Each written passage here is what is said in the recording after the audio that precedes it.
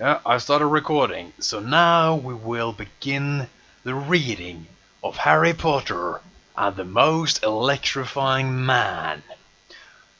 There was no denying that Professor McGonagall had her doubts about this.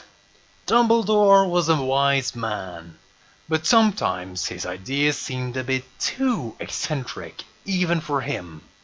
Truthfully, it was only due to him pushing the boundaries of logic that they had managed to survive the reign of you-know-who. But now that he was gone, was it truly a good idea to keep taking such risks? Especially in the case where the one who would take the risk was the child that had gotten them rid of the era of darkness. Her uncertainty must have showed in her face, because Dumbledore winked at her. "Do you think I'm making a mistake, Professor McGonagall?" he asked, staring into the distance. "No, well, yes," she admitted, rather uncomfortably. "But I have, I'm ashamed to admit, thought as much many times before. Every one of those times you proved me wrong, Albus. I'm sure the same will happen here, but it all seems so ridiculous to me. I just can't help but be worried for poor Harry. Will he really be fine with such an orthodox parenting figure?" "It is one of my brighter ideas, if I do say so myself. That counts for quite a bit," answered Dumbledore quizzically. Upon seeing McGonagall was still concerned, he went on. "This man is a blood relative of Lily Potter. Harry will receive the same magical protection as he would if he were to live with his other relatives. The only difference is that he will be better treated. In fact, I would add that Harry will be much more safe with him, and if he were guarded by dragons day and night." "Will he, Albus?" McGonagall asked. "I observed this Muggle for a while now, and though he isn't as bad as Harry's other relatives, I think that—" "My dear Professor McGonagall," said Dumbledore affectionately, "with all due respect, it doesn't matter what you think. The only one man who can raise the wizard to save their world from such a terrifying Dark Lord. There is only one man who can even make the toughest of Death Eaters never even attempt to harm this young boy. There is only one man who can be Harry Potter's foster parent. This man—" At that moment, the door swung open, and this man stood before the two. Professor McGonagall. He looked at Professor McGonagall. Then he looked at Dumbledore. Then he looked at Harry. And then he raised an eyebrow. 10 years had passed since that night. Something that McGonagall was painfully unaware of. Meeting with that man had left quite an impression on her. During those 10 long years, all she could do was wonder what Harry would become like when raised by such an eccentric person. But there was no reason to wonder anymore. All she had to do was wait a few seconds. At that very moment, she was calling out names from a long list of young boys and girls who had enrolled in Hogwarts school of wizard and witchcraft wizardry. As she neared Harry's name, her heart beat faster. Had that man treated him too badly? Had he become shy and sensitive person, unlike his father, due to abuse? "Potter! Harry!" she called out, immediately prompting multiple whispers from the crowd of students. It was as if the school's orchestra was possessed by demons, making godless love to the personification of magnificence. McGonagall didn't know who had authorized this song change, and she was too shocked to ask. The entire school watched as young Harry walked towards the stool containing the sorting hat, The glorious music still soaring through the castle as if it were an eagle. It was then that the unexpected happened. Harry rudely knocked the Sorting Hat to the ground. Then, before anyone knew it, he was standing atop of the stool. He fiercely raised his fist up in the air, as if punching an invisible enemy. This caused the crowd to erupt into cheers, though the Slytherin table was suspiciously quiet through the entire event. "Harry Potter! Harry Potter!" the crowd of students cried out. And during all of this, Harry Potter did not move an inch, nor did he show any emotion at all on his face. Eventually, the crowd started to quiet out. It was then that he acted. He drew out his wand from his pocket, quickly summoning a spell. "Sonorous!" he said. McGonagall wondered how he knew a spell before even coming to Hogwarts, but that would soon be the last thing he had to think about. There would soon be more pressing questions.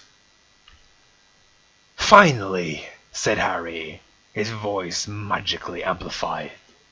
"Finally, finally, after 10 long years, the Harry has come back to the wizarding world." The crowd erupted into cheers once more. Even some of the Slytherins were chanting his name now, much to the displeasure of those who weren't. 10 years ago, there lived a dark wizard who nobody could defeat. The whole school fell silent at once. 10 years ago, there lived a dark wizard who killed countless people, who committed atrocious crimes, who made many people suffer. But you see, that wizard made one fatal mistake. Both the faculty and the students were now hanging on to every word Harry said. He thought that because the Harry was barely a year old, the Harry could be defeated without a problem. He thought that because the Harry still liked stuffed toys and wanted to be with his mommy, he could come kill him. He thought that just because the Harry didn't even know how to talk yet, he couldn't be too much of a problem. He dared to go one-on-one with the Great One. And what happened? Let me tell you what happened. The Harry! One word. The Harry! 1 year old. Took Voldemort's wand, flipped it sideways and shoved it right up his candy's arse. Fred and George Weasley were the first ones to scream, but by no means the only ones. The sheer amount of respect every person in the room felt for Harry at that moment. Their voices echoed through the castle so loudly, McGonagall thought that they would maybe be heard by those in Hogsmeade. Every person, male, female, muggle-born or pureblood, was chanting Harry's name at that moment. Except by a select few whose Harry's glad he said he took note of. "Mr. Potter," said McGonagall, also magically enhancing her voice, "that language is not appropriate for an 11-year-old. "That language is not appropriate for an 11-year-old, Harry repeated mockingly. "Know your damn role and shut your damn mouth. The Harry says what the Harry damn well pleases." The students cheered even louder, prompting McGonagall to step back and sit down. Her chest hurt. The sheer amount of disrespect Harry was displaying made her feel as though she was going to have a heart attack. Perhaps she was. Harry grabbed the Sorting Hat from the ground, put it on top of his head. Then, with his wand pointed to his mouth, He asked a hat loudly enough so that the entire school could hear it. "What house do you think the Harry belongs to?" "Slith," began the Sorting Hat. But then Harry grabbed it, tossed it to the ground, and stepped on it. "It doesn't matter what you think," Harry cried out. It seemed at that moment as if there was absolutely nothing in the world a student would rather do than watch Harry. Harry glanced at the crowd, then he turned around to look over the faculty. He looked at Snape, who had turned his head sideways, as if hoping that maybe looking at Harry from a different angle would let him understand the situation better. Then he glanced at Quirrell, who seemed absolutely terrified. Then he glanced at Dumbledore, who seemed possibly delighted with the situation.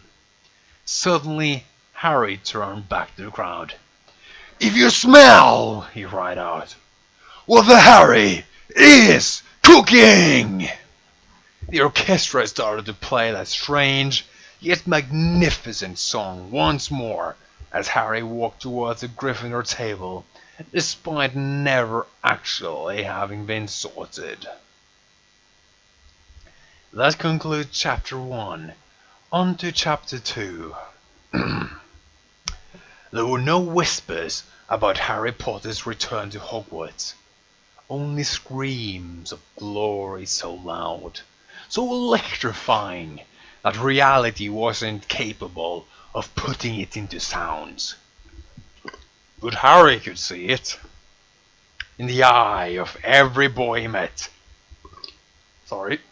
In the heart of every girl he passed by. They all said the same things. They all chanted the name of their champion.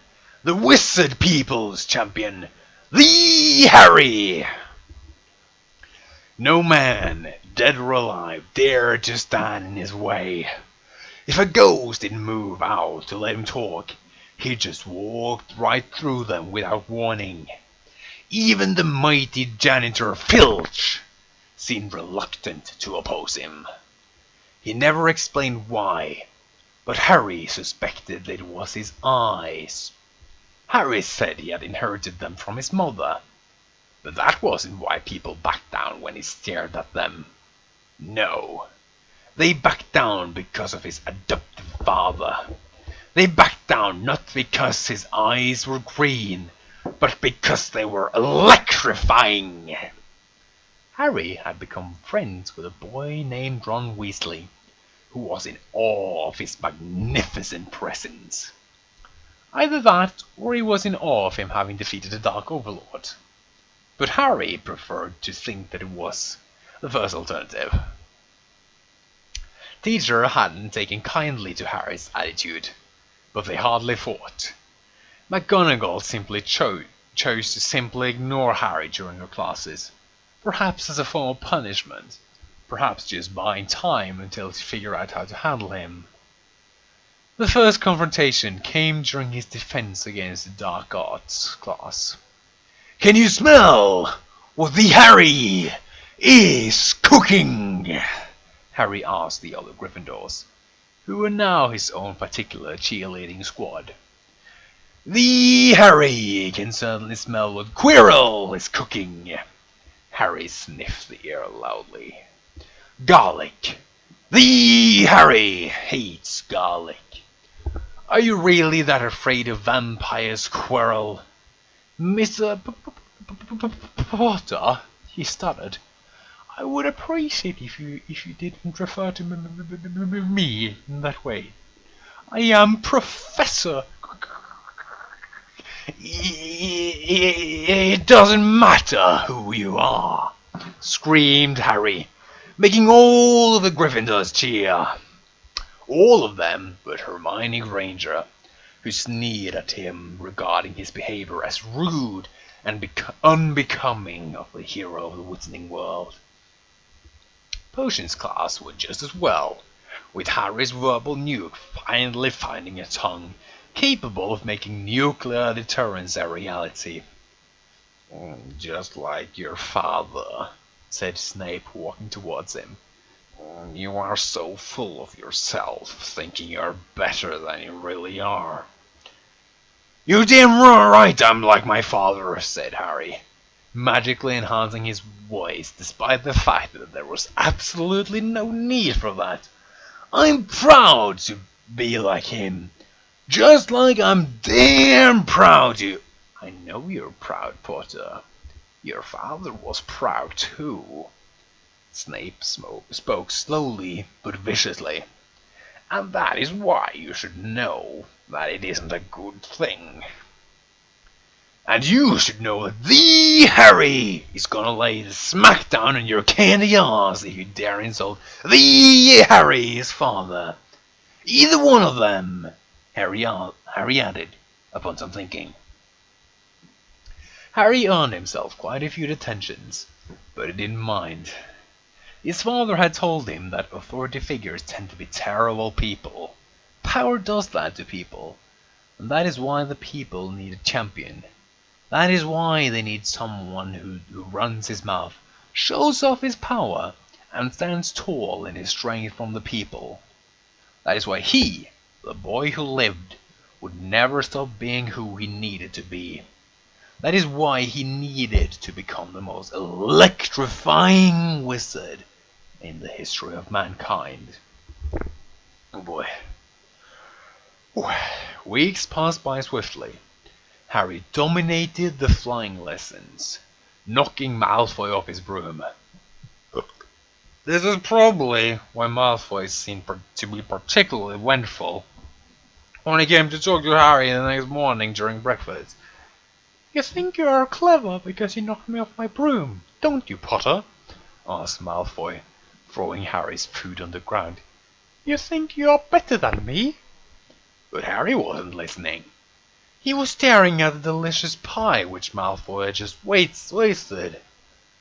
Then, with an eyebrow raised, he took off his sunglasses, rose to his feet, and met Malfoy's hateful stare. Oh God, with a murderous stare of his own. You interrupted the Harry's breakfast, he said slowly. Then how about I interrupt your life as well? You and me, midnight, dual wizards. Whoa, whoa, whoa, screamed Harry, calling attention of everyone around them. You want us to fight where nobody will see us? I'm sorry, but the Harry doesn't roll that way. When the Harry fights, his strength comes from the people. He needs the people there to cheer for him. When the Harry vanquishes the Dark Lords, it's not just him fighting. Oh no, he's not alone. He is with millions and millions. And millions, the crowd of students shouted in response. Of the Harry's fans. They give him power, they give him electricity, and they deserve to watch him go down, you know your role, Bullywad. Hang that right at Jabroni Drive, and proceed to check your candy house in at the Smackdown Hotel. The students cheered. Malfoy looked around nervously, afraid a teacher would come to see that commotion, and punish him for challenging a student to a duel. Fortunately for him, it was Percy Weasley who showed up, not a teacher. Percy noticed that Harry had drawn his wand and raised his hand to stop him. Lower your hand, Harry! Magic is not allowed in the hallways. Of course, Harry said innocently. Of course, no magic. Harry put his wand inside his pocket, started to walk away from Malfoy, raised his arms high up in the air, as if to show he wasn't carrying around any weapons other than his arms. But of course, his arms were weapons themselves. Turning back to Malfoy, he put his hand on his chest. lifted him high up in the air, and pushed him against the ground with all his might. "Rock bottom!" screamed Dean Thomas, who had been raised a muggle. "What's a rock bottom?" asked Ron, curiously. "It's that," said Dean, in nothing short of wonder as Malfoy laid on the ground, barely moving, and Harry stepped on his face. Then Harry punched the air once more, prompting the castle orchestra to start playing that same song they had grown familiar to. The tonalities of the sun were exploding in perfect harmony with Jupiter, which sounded for the same reason as the sun, to show the magnificence of the Harry, the most electrifying boy who ever lived. That concludes chapter 2. Onward to chapter 3. A few minutes after Harry had laid the smackdown on Malfoy, the crowd was still celebrating. Harry's arm was still raised high up in the air to acknowledge his cheers. Ron Weasley, who watched the entire scene with his mouth hanging open like Christmas had come early, and Malfoy was still on the ground, splashing his body around like a worm, trying to get up but utterly failing to do so. Then, the music everyone had come to associate with Harry abruptly stopped playing.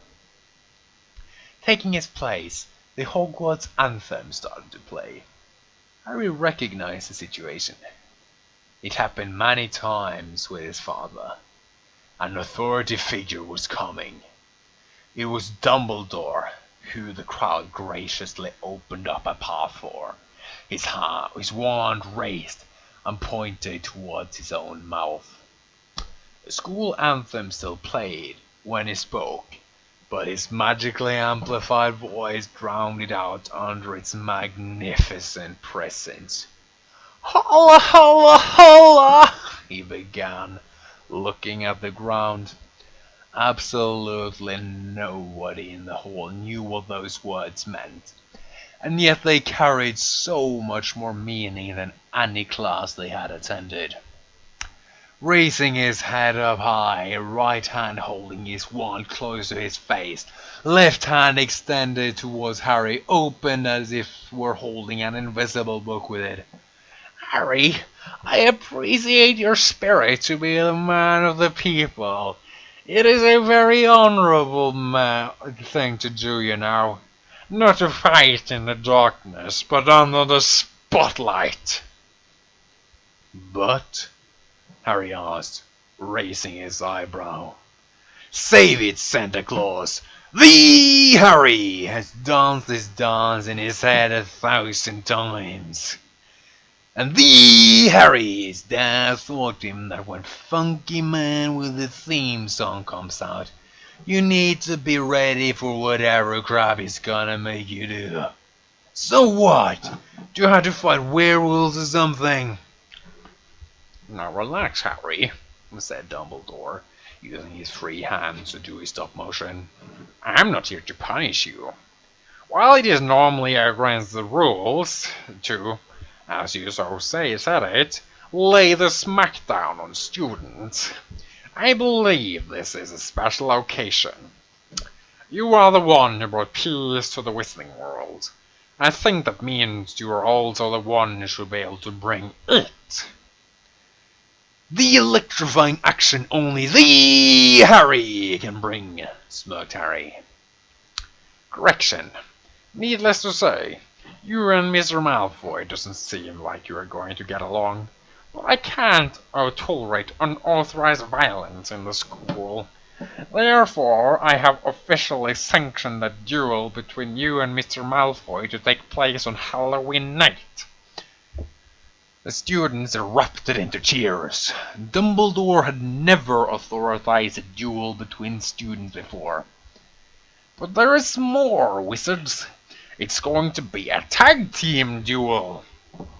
If the crowd of students had gone crazy before, then this time they had completely given up any chance of ever becoming fully functional humans ever again. Beings again. They screamed, they cheered, they chanted, and Dumbledore's name echoed through the school. The teachers stood and watched speechless, feeling like they had forgotten to attend a very important meeting that would have made the scene before made them make complete sense. "You're a good man," said Harry, surprised. "I couldn't see your face under the beard, so I assumed you were wearing those fancy women's shoes under those robes. I see it isn't like that." "No offense taken," said Dumbledore, accepting the unspoken and non-existent apology. "Now who will be your partner be?" "I'll do it," said Ron Weasley, pushing his way through the crowd, stumbling towards Harry. "Let me be your tag partner." Harry regarded Ron with careful expression, trying to make sure he possessed all the qualities one needed to be his tag partner in a duel wizard. Then, realizing he had absolutely no idea what qualities one needed to be a tag partner in a duel wizard, he nodded. "The Harry says yes." "Did you hear that? He's my brother! The Harry's tag duel partner is my little brother!" screamed Percy to a bunch of Gryffindor's girls who jumped up and down in response to the announcement. "Wonderful," said Dumbledore, now turning to Malfoy, whose sidekick had helped him to his feet. "Mr. Malfoy." "Sorry." "Crabbe," he responded, nodding towards one of the boys helping him to his feet. "I won't forget this, Potter.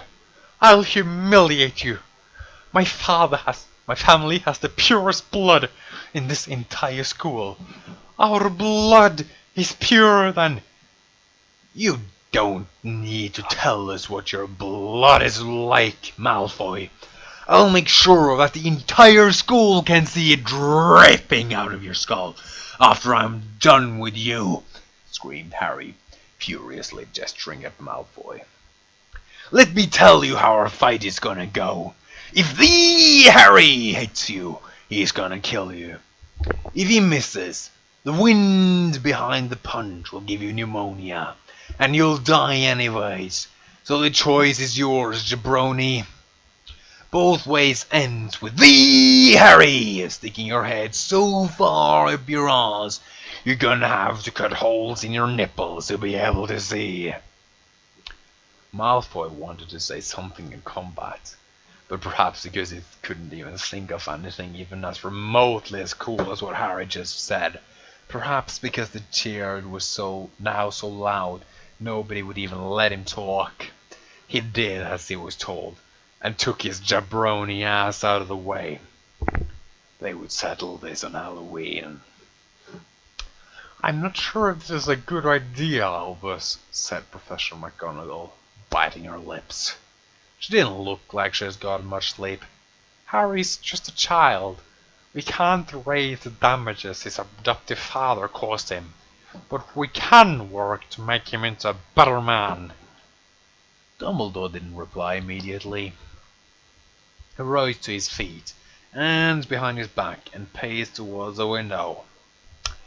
He calmly observed the rain crashing down from the sky, as if heaven itself were wetting itself in fear of what would soon follow. Then, with a kind smile, "My dear Professor McGonagall, I don't think Harry's truly that much worse than his father was at his age." "I'm not sure comparing him to that brute will convince me, Albus." Oh god, I'm gonna throw up. Oh, there we go. She snapped at him. Dumbledore chuckled. "I was referring to James Potter, not his adoptive father." "Oh, It was clear that McGonagall's mind could not be further from James Potter because her face contorted in disgust as she realized how Harry's adoptive father was not so different from his biological one. Even so, we have never endorsed violence in this school. James wasn't a violent person, if he was prone to, well, being as dramatic as Harry. He would have Harry given him the chance to do so, Dumbledore pointed out. That is a problem, screamed McGonagall, loudly stomping her feet as she got to her feet. We are supposed to educate young wizards into being respectable adults. Have you forgotten that? Why are we endorsing this abominable violence? Surely you can't be implying that kids didn't have duels to settle their differences when you were at Hogwarts? He winked at her. I have seen many of those during my time. Of course, she admitted reluctantly. But those duels happened in spite of the school's effort, not because of them. Times change, said Dumbledore kindly. Because Harry was raised the most electrifying man, he has the power that we may need to use to stop Voldemort from stealing the Philosopher's Stone. McGonagall trembled upon hearing that name. Albus, you seriously thinking that he isn't dead? That he's trying to steal the stone? Yes, he nodded, and that is where Harry comes in. He has inherited the most electrifying power of them all.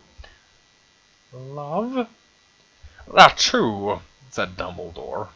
But I was referring to the power to make the millions. And the millions! Where did that voice come from? Asked McGonagall, concerned, turning around to see if there was anybody else inside Dumbledore's office, but finding nothing but empty space. Of the Harry's fans hang on to his every word, to chant his name, to respect him. You see, what Harry learned from his adopted father is a more advanced form of love. He learned how to be the people's champion. He learned how to become the people's champion. One must understand love. One must love himself. And he must be able to make the millions love him. This love, added to the love of his mother, that saved his life when he was little, will surely defeat Voldemort. McGonagall wasn't convinced. Albus, I think. It doesn't matter what you think, screamed Dumbledore, flipping his desk over, causing McGonagall to fall back in shock. Dumbledore then went back to his kind, almost paternal tone. How was my imitation of Harry's father? I say, she began, gasping for air, still in shock at Dumbledore's uncharacteristic display of emotion, and even more so at his sudden change back to normal. I think that it doesn't matter what you think, Dumbledore roared once more, causing McGonagall to faint. Oh dear, he said, regretting his little joke. Perhaps he shouldn't push McGonagall that far. After all, he thought, though Dumbledore understood the electrifying power Harry had received, McGonagall hadn't been there with him when he entered that Muggle stadium. He hadn't watched that man run his mouth like it was a track field, and his tongue was the roadrunner. She hadn't watched that man's electrical display of charisma attract the love of millions, and millions of fans in the entire arena as they chanted his name, his words, and his ideals. But Dumbledore had. He would never forget it. He had entered the Muggle arena in the search of a potential man to fight Voldemort. One Voldemort had never lost before. One Dumbledore had never lost before. But this man was only at his most powerful during a very specific time of the year and in a very specific place. It would be difficult to make him fight Voldemort there. But then he saw something else. It wasn't Dumbledore who had come into the building to look for. It wasn't the man who didn't have any supernatural powers. This didn't draw powers from the unknown. He drew his power from the loves his found and emanated to him. He was a true people's champion. Once Harry defeated Voldemort, Harry knew that Harry had to be raised by that man. Only he could teach Harry how to love and how to be loved on that level. Then, surprisingly, it turned out he was one of Lily Potter's relatives, which made everything just perfect! Oh fuck my headset. Dumbledore's brought many DVDs, a Muggle invention, and watched Harry's father doing his magic over and over again. He studied them all in order to understand the wonders of his magic. His magic, the magic of a Muggle, was just as mysterious and powerful as Dumbledore's magic. And it was believing that magic that Dumbledore decided, I'm going to leave it to Harry to lay a smackdown on Voldemort's candiash. Watching the Muggle sport has certainly changed vocabulary and ability to think clarity. That concludes Chapter 3. Moving on to Chapter 4. No one in the castle talked about anything but the upcoming tag team duel between the team of Harry Potter and Ron Weasley and the team of Draco Malfoy and Crabbe. Nobody quite cared enough about Crabbe to find out his last name. Some even theorized that Crabbe was actually his last name, but quite simply, people had more interesting things to worry about. Ron had a lot more things to worry about. Sure, he had been sorted into Gryffindor, but he hadn't done anything to be worth being compared to his older brothers yet. But he had the chance to not only match their amazing talents, but outright surpass them. He had been given the golden chance of being Harry Potter's partner for his first duel since he had defeated Voldemort. Ron's mom said that Harry Potter was probably a normal 11-year-old boy who didn't remember how he had defeated the Dark Lord. But now, Ron wasn't so sure. He was so confident, so much larger than life itself that Ron thought that anything was possible. Ron wasn't even sure tag team duels were actually real.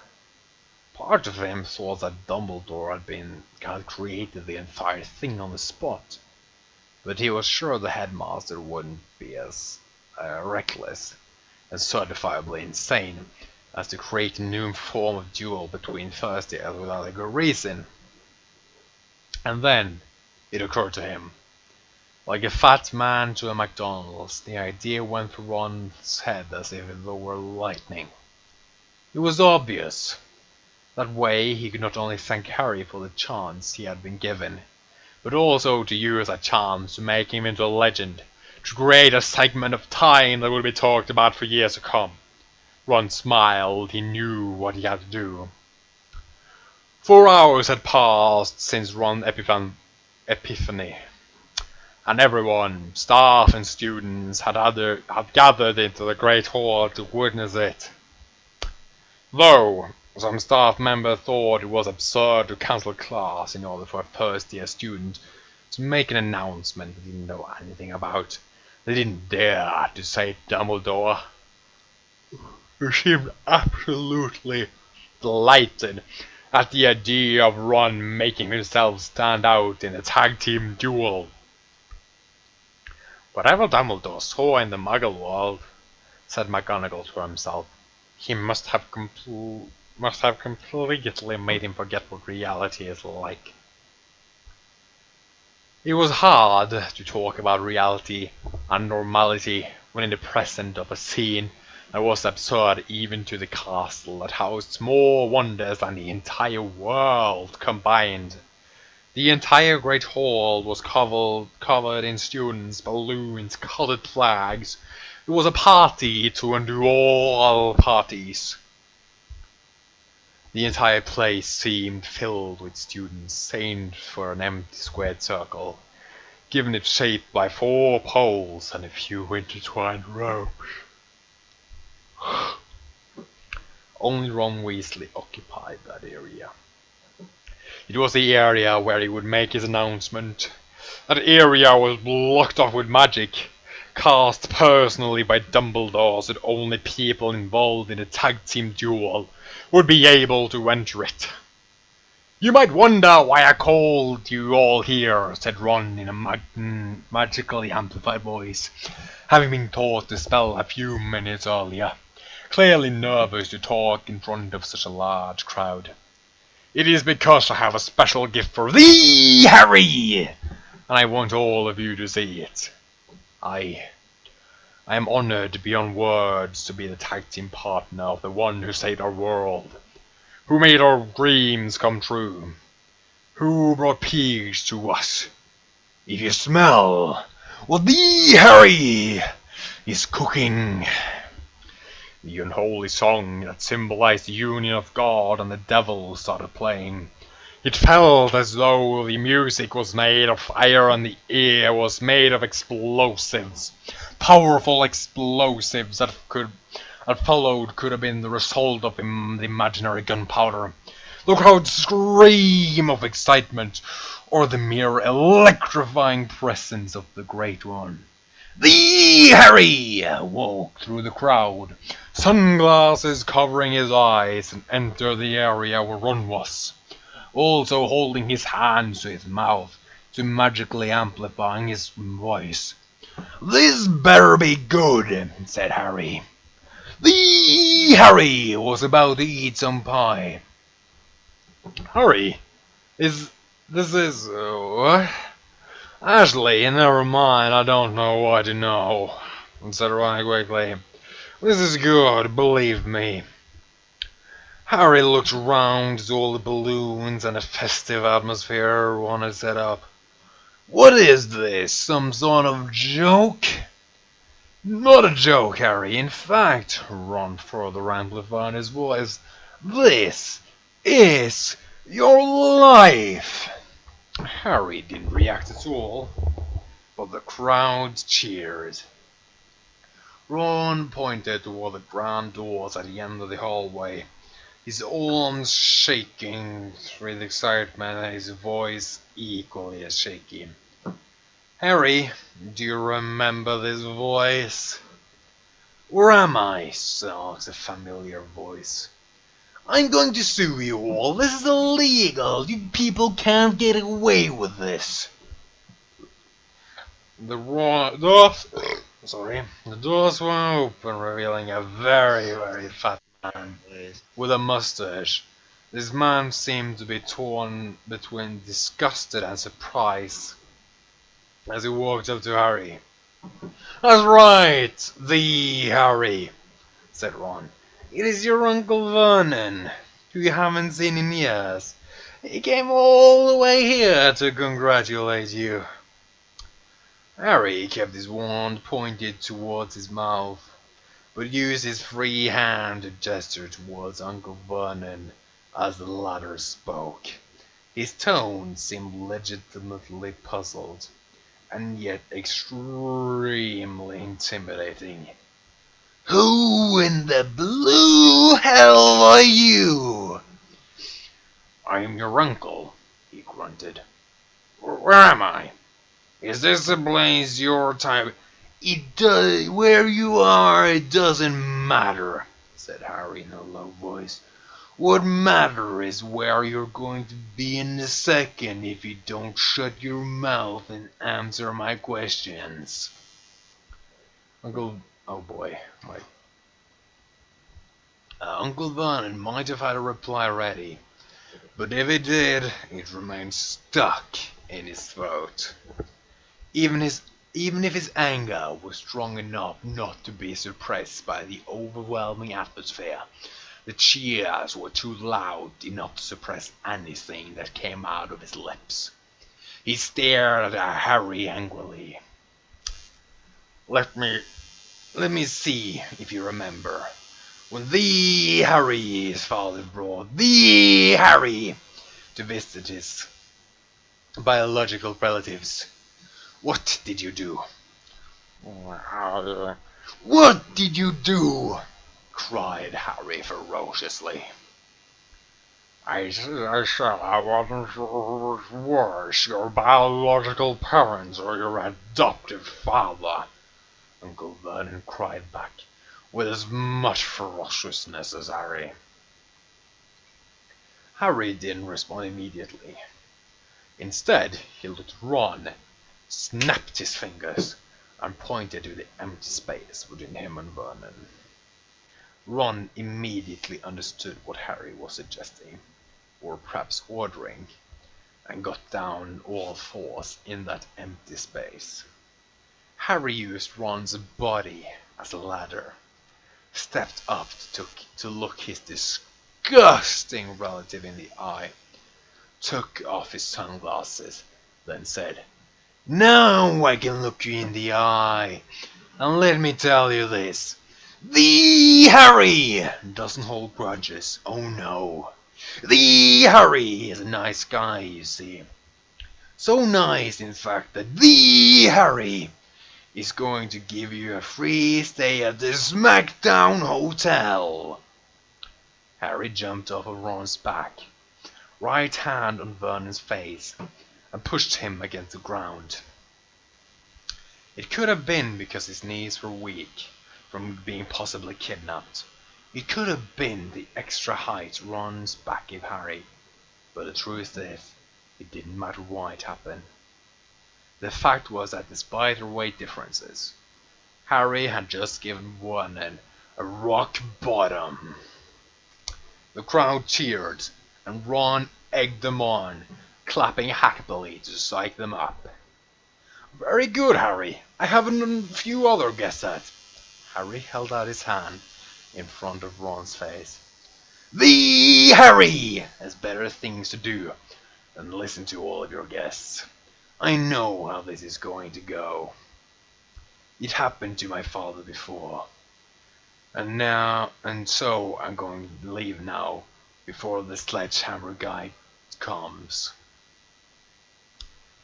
On Halloween, Harry was ready. The crowd was roaring, and soon the Slytherins would be raging. "Listen," said Snape, the referee. "I want a fair duel from both parties. Only the legal members of each tag team may partake in the duel. A tag team needs to be made to switch legal members. This duel ends once somebody surrenders or is unable to compete. Is that clear?" "Yes, sir," said Malfoy slightly. "As crystal, as shiny as the—" "Perfect," said Snape, not letting Harry finish. The arena was like a boxing ring. 4 poles connected by ropes. Only the legal members of each duel were allowed inside the ring. Their partners remained just outside the rope, waiting to be tagged in. Not many understood the purpose of such an elaborate and unusual area for duel. But Dumbledore insisted that his preparations were important for Harry's growth. "Trust me," he said, winking at McGonagall. "This will be of great help once Harry faces Voldemort, which will inevitably happen in the future." "Even so," said McGonagall, clearly struggling with the situation, "I doubt that Severus was the best choice for a referee. I'm afraid impartiality was never among his qualities." "That is exactly why he is the perfect referee," said Dumbledore, smiling victoriously. "A hero must be able to overcome the odds." McGonagall shook her head, unable, and perhaps unwilling, to understand Dumbledore's train of thought, and walked up to the commentary booth, where she and Lee Jordan would call the match. "It looks like Ron and Malfoy are going to be the starting legal members," announced Jordan excitedly. All eyes were on Dumbledore as he walked up toward the golden bell. With a twinkle in his eyes and an air of wisdom that frankly did not belong in the situation, he nodded and gently tapped the bell, sounding the beginning of the match. "And Ron Weasley's up first. He's holding his wand in his left hand despite being right-handed. Oh, could it be? Oh, yes, look at how he's clenching his fist. He plans on using the old-fashioned punches because he isn't good at magic." Malfoy looked displeased. Without giving Malfoy further time to react, Malfoy waved his hand, producing a small number of light blue sparks that seemed to cause no damage. Malfoy pointed his wand at Ron, probably preparing to cast out an actual functional spell, but Ron gave him no time to do so. He lunged at him, fist outstretched, and wrestled his hand off Malfoy, raising his wand actually off Malfoy, throwing it outside the ring, and making the crowd roar in excitement. Malfoy didn't seem to be used to fistfights, because instead of fighting back, or attempting to get back up on his feet, all he did was try to protect himself from Ron's barrage of punches with his hands. The crowd was just beginning to get excited when Snape threw Ron off Malfoy. "You know the rules, Weasley," Snape thundered, furiously gesticulating as he spoke. "No, I don't. I didn't even know there were rules to this. Nobody told me." Ron, complaining, was cut short when Malfoy took advantage of the moment of distraction to grab Ron's head from behind and roam it against one of the ring's corners, the cold metal crashing against his forehead and causing an ever so slight fillet of blood to stream through his face. The crowd booed as Snape lifted his arms high up in the air, as if to say he hadn't seen anything illegal. McGonagall bit her lip. This was all going as she had feared. There was barely any magic involved in this duel. It all seemed like senseless violence. Worst of all, Snape didn't seem to notice how ridiculous the situation was. Then again, it was a very strong possibility that he indeed knew how terrifying the situation was, and didn't care so long as he got the chance to cause Harry pain. "And Malfoy has tagged Crabbe in. Crabbe is now taking over Draco. Ouch, wicked punch! I don't know how much longer Ron Weasley can stay conscious like this. Oh, and Malfoy is tagged back in." For what seemed like an eternity, Malfoy and Crabbe took turns to beat up Ron, who was now so hurt he could barely stand, much less run. Harry stood on the opposite corner to the one where Ron was cornered. A tag couldn't be made so easily. When Malfoy held Ron up by his hair, the crowd booed, and it seemed it was all over. Then a single voice shouted that depressing atmosphere. "Let it go, Weasley!" screamed Oliver Wood, clapping his hands together. "Let's go, Weasley!" The effect was immediate. The crowd erupted into a "Let's go, Weasley!" chant, and this seemed to give Ron the force he needed. He just barely managed to dodge one of Malfoy's fierce punches, then leaped towards his team's corner. The chant got louder as he kept crawling towards it. Harry took off his glasses and tossed them aside. He stretched out his hand, started to jump excitedly, trying to touch Ron's hand. The distance between their hands decreased ever so slightly. 5 centimeters. 4 centimeters. The Harry has been tied in! With God as my witness, I say the Harry has been tied in, my God! Thundering as the crowd that followed Harry's entrance in the ring was of little concern for Malfoy. He had much more important matters to be concerned, such as Harry's amazing punches. Looking at him dance through the air, one would think Harry, 11 years old, had been trained since birth to compete in fights such as these. Albus, began McGonagall, turning to Dumbledore with a stupefied expression. What kind of man do you let raise Harry? The most electrifying one, said Dumbledore mysteriously. Rock bottom! Rock bottom! Harry has just given Malfoy the rock bottom! No! The Harry bottom! Ladies and gentlemen, let me assure you nobody longs to be given a Harry bottom! Jordan, there are kids listening to your commentary. Sorry, Professor. In any case, Snape is approaching Malfoy to check if he's still able to compete. But Snape never got to check on Malfoy. For that moment, the cheers turned into desperate screams as an adult troll stepped into the ring, slapping Malfoy off Harold. Off Malfoy, even. Oh boy.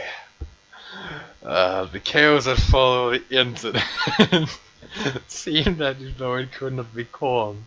But Dumbledore's actions soon reminded McGonagall why he was the headmaster, even if he was a little odd at times.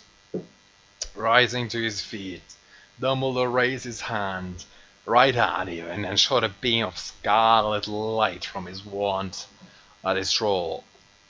A ghostly, yet distinctively physical, magical, folded steel chair hit the troll in the head, causing it to faint immediately. Harry rose to his feet, stepping onto Malfoy's face for no reason at all, and stared at Dumbledore, his eyes carrying the message his lips didn't feel the need to convey. You stole the Harry! Thunder. Funky man with the robe.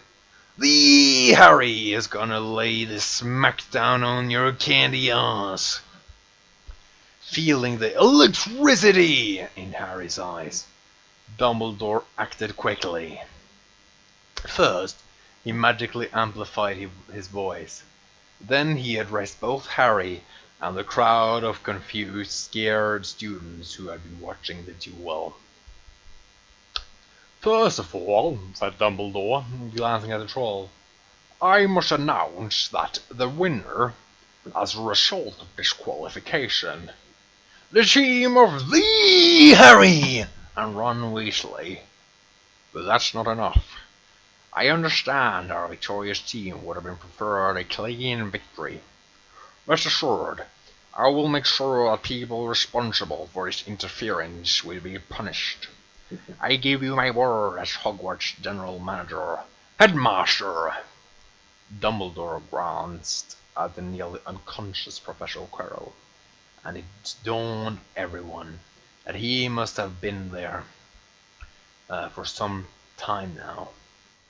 Maybe he even screamed something when the troll went in, but the cheers suffocated his words.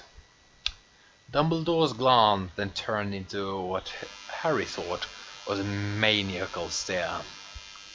Professor Quirrell, it is your duty to defend our school against the dark arts, said Dumbledore coldly.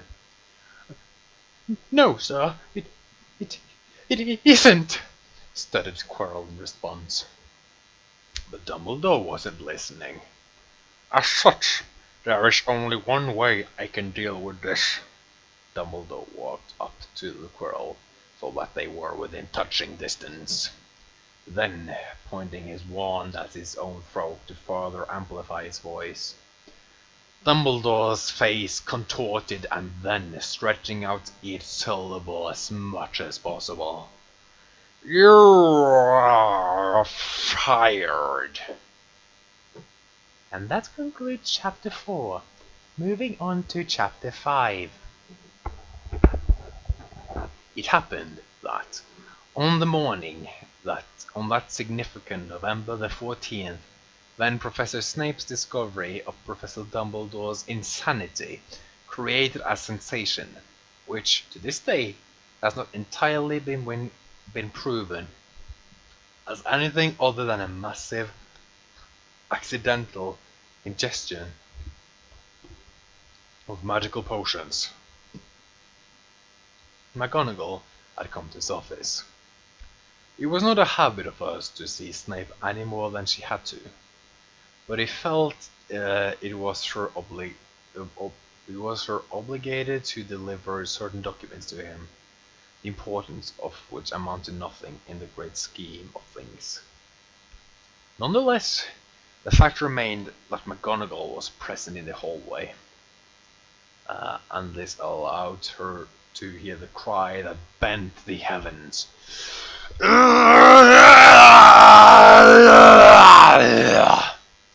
Nonplussed by the scream, McGonagall knocked on the door out of courtesy that existed only due to its irony, and immediately opened the door, which, without waiting for an answer, her head peeking out of the corner of the doorway. There was nothing unusual inside Snape's office, its atmosphere as grim as usual, and Snape's bad mood continuing its uninterrupted streak. The streak was said to be the second longest streak in history, only after some strange man who worked in a graveyard. "Minerva," said Snape, nodding curtly, with a tone that implied no such politeness. "What brings you here?" "I have come to deliver a few documents," she responded, holding up a thick stack of papers. "What were you doing?" "Though I don't think you are used to such techniques, the principle is quite simple," said Snape, charismatically pulling his hair back as he spoke the way somebody with his ugliness could be dragged to the streets, and shot, even for even attempting.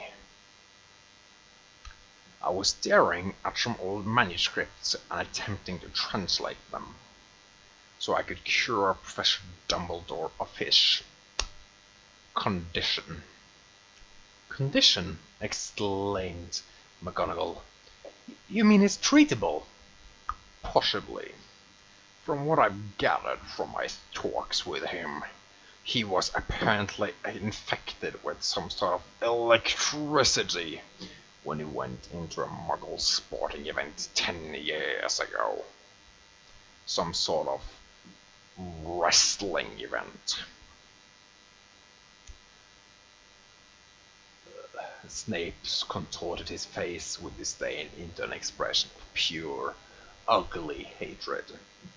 Naturally, such was his natural ugliness, that his negative emotions went unnoticed, the perfect disguise. "Is that why Albus Pye quarrel before such a trivial matter?" "Perhaps," answered Snape, putting his fingertips together much like a person with two hands would. "I have my doubts, however. There is still a chance that the headmaster is only pretending to be mad in order to throw off the Dark Lord, to make him think that he isn't a threat anymore." "Dark Lord? You mean—" "Yes, he is likely alive, and I suspect Quirrell was his servant, which makes Dumbledore's move perfectly logical. However," Snape shook his head and trembled like a man who asked if he wants to go shoe shopping, "there is no use wasting our time here. I'll ask the headmaster myself. I'm sure he trusts me enough to reveal his plan." It's no use, Severus. I tried to do so multiple times. But Albus, Perhaps you weren't able to do so, but do remember who you're talking to, Minerva, said Snape slyly, enunciating each word so rhythmically that it looked like he was one strangely placed transition away from breaking into song. Snape came out of Dumbledore's office with his head low and his eyes more unbelieving than they had ever been before. McGonagall was waiting for him, beside the door, and would very likely have had her arms crossed and leaning against the wall if her age permitted her to do so.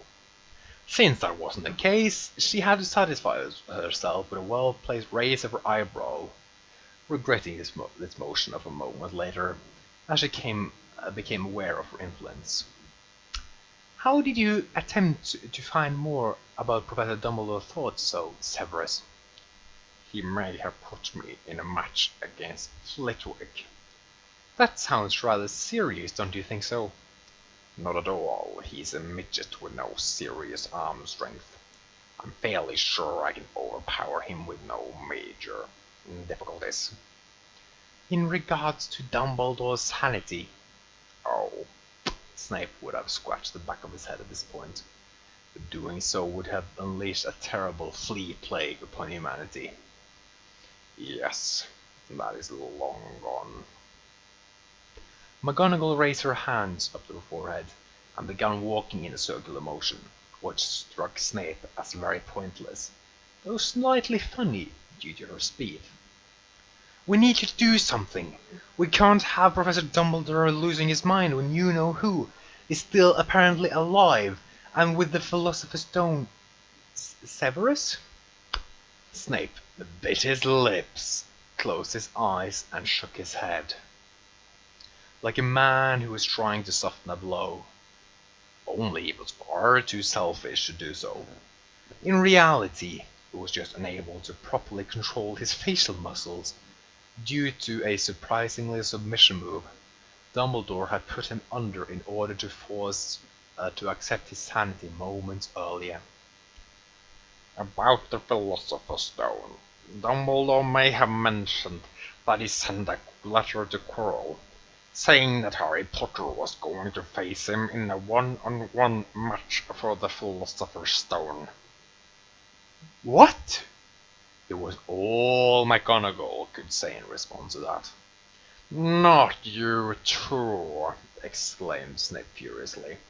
In any case, it's going to be a Philosopher's Stone on a pole match. I frankly have no idea what that even means. Do you hazard any guesses, Minerva? Not particularly, no.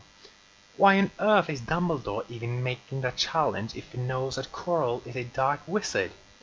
Wouldn't calling the Ministry be more efficient? Do you think so?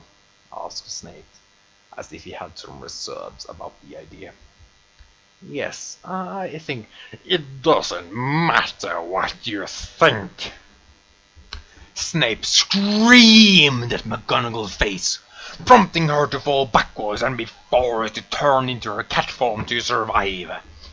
Even in her animal body, her expression of sheer disbelief and confusion explained exactly what the numerous and complex thoughts that went through her highly sensible mind at the moment. Severus! What the hell is wrong with you?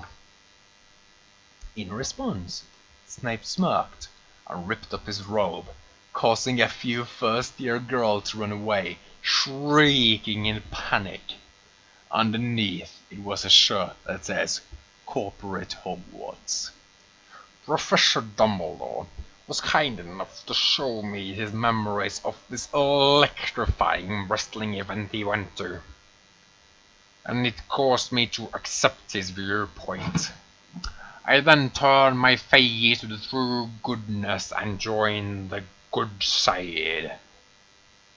McGonagall had slightly over 47.5 issues with what Professor Snape had just stated, though curiously none of which were related to the fact that his alignment changed, did not at all match the corporation. Severus, if you truly went to his side, then why did you act like a normal human being when you came out of his office? That, McGonagall, said Snape, lifting his finger higher than his nose and wagging it from side to side, is what we call a swerve. Professor Dumbledore burst out of his office. Quite literally, he blew a hole out of the wall instead of using the door. He offered no explanation for this behavior, and instead locked eyes with Snape. Both men understood each other immediately, and strutted out of the room together with heads so high up they were actually nearly looking backwards, as they marched away from McGonagall. McGonagall, only one thing to say about the incident. What? What? Cried the back of the crowd of students that inexplicably formed behind her. It was not unusual for Harry Potter to have breakfast, but it was fairly unusual for him to do so without being introduced to Hogwarts orchestra. I'm having them rest for tonight, Harry said, smirking, and nodding to some girls he quite clearly would remember 4 phrases later. I need them ready for when I kick that Voldemort jabroni's ass. But Harry, said Ron, who was sitting beside Harry and the girls, who were now wearing a strange mask for reasons unknown to him. Why am I wearing this mask? Yeah, Harry, why? Said a girl. Because! Harry stopped his sentence to turn to the girl, then lowered his sunglasses. Who in the blue hell are you again? The girl was obviously embarrassed. I. And would you like to taste some of the wizard strudel? Of course, the Harry! What the hell is the matter with you? Exclaimed Harry, flipping over at the breakfast table. You are 11, you shouldn't be thinking like that. But Harry, you are 11, began Ron, before being thrown against the breakfast table so hard the wood exploded in 1,000 pieces. It doesn't matter if the Harry is 11, shouted Harry bottoming Ron through the table.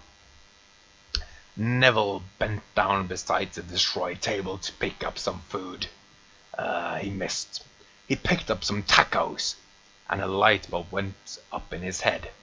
Spanish, of course. I'm not much of a fan of Spanish food fella, said Seamus. I prefer lobster heads, he added, as he bit off a lobster's head. The reason for this fateful meeting was a matter of business, or rather, aesthetics. If Dumbledore didn't issue the challenge to Voldemort, there existed a distinct possibility that Voldemort and Harry would have to face each other without a crowd of screaming fans, and he could simply not let that happen. A word concerning Snape's dislike for Harry's father is necessary. Though this dislike came from matters of what was hidden underneath their pants and their contact with a certain girl, the rivalry did not stop there. Snape's hatred for James began when he saw the boy playing around with Hagrid, the giant, and managed to lift him over his head and slam him against the floor, immediately turning him into the most popular boy in Hogwarts. That was not, in fact, necessary to establish, but what is necessary to mention is that this memory may or may not have been implanted by Dumbledore later in order to further convince Snape of his electrifying viewpoints. Potato, potato, not a man in the world care. The only thing they cared about was, if you smell what the Harry is cooking. The Harry came out from the middle of a gigantic crowd that far surpassed Hogwarts' logical capacity. Magic and electricity fused to create an atmosphere and not a thing in the world was capable of matching. The sky itself seemed one musical note away from exploding. Hogwarts Orchestra, joined by 3 other orchestras, played the Harry's musical theme perfectly. He then raised his arm high up in the air and looked at Voldemort, who was both using Quirrell's body and quite confused about the situation. Harry then picked up his wand and pointed towards his own throat. "Sonorous!" With a dramatic clearing of his throat, he went on. "Finally," he said, "finally, Voldemort has come back to have his jabroni ass kicked." The crowd exploded. There was no longer any trace of fear in their cheeks. They weren't afraid of Voldemort, not while Harry was there. McGonagall had considered this to be what Dumbledore had planned for a moment, but quickly dismissed it as it would require a logical of sense that the situation did not have. "I waited 10 long years to see the jabroni who gave me this scar," said the Harry, somehow lifting up his hair by frowning really hard. "And then you turn out to be what I've been waiting for all along. You!" "Potter," said Voldemort, "I have been waiting. I have been dreaming. I will kill you. I will reclaim the darkness inside of my—" "Know your role and shut your damn mouth!" exclaimed Harry. "You don't get to interrupt the Harry! Especially not you. Not when you look like a snake high on fruity pebbles. Not when you come out here, dressed in those purple robes and scarves, like you are Barney the dinosaur's Muslim cousin." The crowd cheered, but all McGonagall could do was rub her temples. Somewhat hopeful that this was not actually happening, that it was just her dying dream. This was not the case. "That is not very PG, Harry Potter." "You know what else isn't PG? Your damn obsession with snakes. Listen up, you homeless Darth Vader. It doesn't matter how many snakes you collect. It's never going to be enough to compensate for the fact that you never got pie." Voldemort couldn't take the insult. He threw a powerful spell at Harry, and the match had begun. Had the spell hit him, he would surely have died.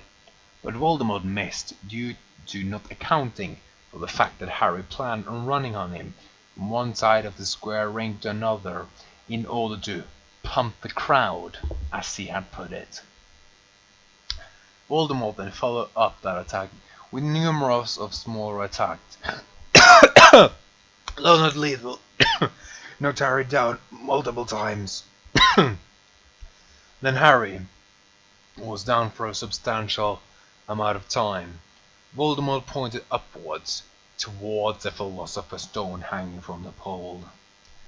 "I do not understand why he felt the need to point," said McGonagall, baffled. Couldn't he just accio the stone to—" "It doesn't matter if the stone can be accioed," exclaimed Snape, causing McGonagall to pause out once more. Voldemort had nearly climbed the entire pole when a change in atmosphere happened. Electricity charged up, the temperature became hotter, and an eclipse happened, as though the sun itself had tried to hide from the presence of this man. It is possible that some of those traits were coincidental, but there were little denying that the man had a sudden affinity with the miraculous. He did nothing but look at Harry. Didn't need to say anything. Harry understood. Harry felt the electricity. The cheers of the millions. "And millions!" screamed back the crowd. of the Harry's fans hoping for a comeback. So he jumped back to his feet, ran towards the ring posts, using them to jump towards Voldemort. The evil wizard, who was nearly done climbing the pole at that point, turned back and looked at Harry. Horror splattered across his ugly face. He felt Harry's palm be placed against his chest, but he couldn't do anything due to the incredible pain he felt. All he knew that he was going now to be thrown against the ground by Harry. Rock bottom! Harry bottom! It's the bottom line! No! Wrong line! Said the commentary. But that's not enough! He who must have his ass kicked is still alive! How can the Harry put him down? Harry looked at Voldemort, who was still on the ground, trying to get up, and then right at the crowd, then back to Voldemort, then back at the crowd, and then it happened. "Oh my God!" exclaimed Jordan on the commentary. "Can it be?" Harry punched the air in front of him.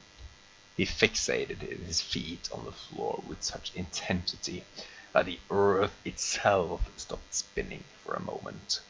Harry began to roll up his sleeves and tossed his completely non-functional watch towards the crowd, perhaps injuring somebody, but not caring. And then he flopped his arms around. And by God did he flop his arms around. It was almost like he was gonna take flight, but towards the opposite direction, then turn 90 degrees to the side. He ran towards the ring ropes, he jumped over Voldemort and then repeated the process. Then as he approached Voldemort's fallen body, he stopped running and began to slide. The most electrifying move in history of everything. The people's, no, the wizard's elbow! It was the apocalypse, the Big Bang, and an office bathroom after a taco party all rolled into one pure Bayan explosions. The moment Harry's elbow fell and made contact with Voldemort's heart, the evil wizard's body disintegrated. He could not come in contact with the electricity contained in Harry's elbow. "Do you now see, Professor McGonagall?" asked Professor Dumbledore kindly. "This is why Harry needed to be raised by that man. His electricity allowed him to destroy Voldemort." "In fact, I do not see that, Albus. In fact, I think that Voldemort was killed by love rather than—" "It doesn't matter what you think!" Dumbledore threw McGonagall through a table. Nobody paid any attention to it, as they were too busy celebrating Voldemort getting his jabroni ass sent all the way to the Smackdown Hotel. All was well. The fucking end.